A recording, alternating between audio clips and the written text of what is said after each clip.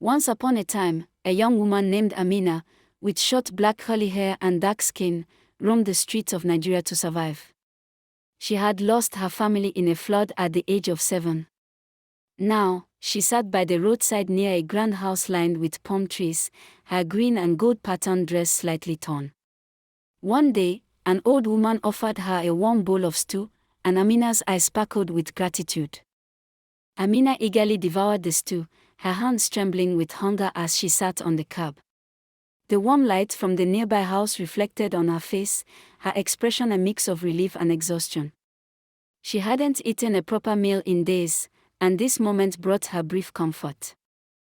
After finishing the meal, Amina's eyes grew heavy, her head nodding. She dragged herself to a corner, her green and gold dress brushing the ground as she fell into a deep sleep. Under the dim streetlight, her body slumped like a log. Hours later, Amina awoke with a start in a dark hut, her wrist bound with rope. Other young women lay unconscious around her. A juju man entered, his eyes wide with shock as he stared at her and muttered, "Impossible."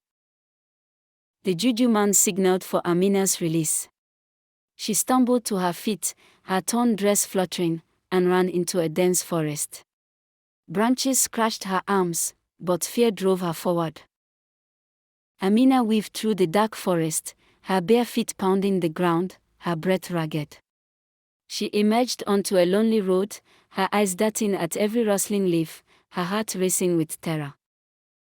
As dawn broke, Amina saw city lights ahead, boutiques with gleaming windows. She paused, breathless, outside a store, her torn green and gold dress hanging loosely. A tall, elegant woman stepped out, smiling warmly, and asked, "You like the dresses?" Amina, in her tattered dress, nodded slowly, her eyes wide with curiosity. The woman handed Amina a luxurious gown and guided her to a changing room. Amina rushed to shower, her face lighting up with excitement, eager to feel clean and new. Amina slipped into the gown, her reflection stunning her. She stood in awe, her golden dress shimmering under the lights, feeling beautiful for the first time in years. Suddenly, a burly man pricked Amina's neck with a needle. She slumped, her body going limp as he carried her to a back room, her fate uncertain. Amina awoke behind the show glass, her body rigid, one hand on her hip. Other mannequins stood silently, their eyes filled with pain. She realized she was trapped.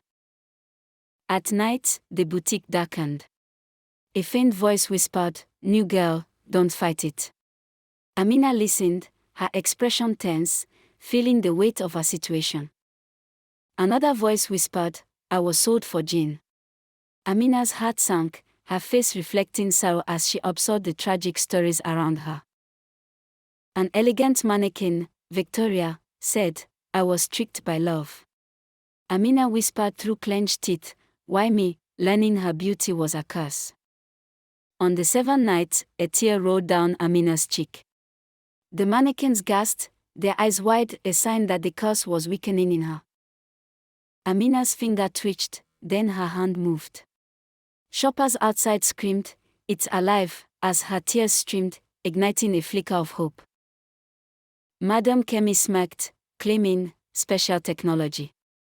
Amina's hope faded as people took photos, unaware of the truth behind her stillness. Amina ran to the police, her torn golden dress flapping, tears streaming down her face. Officers followed her to the boutique, breaking the curse and setting her free.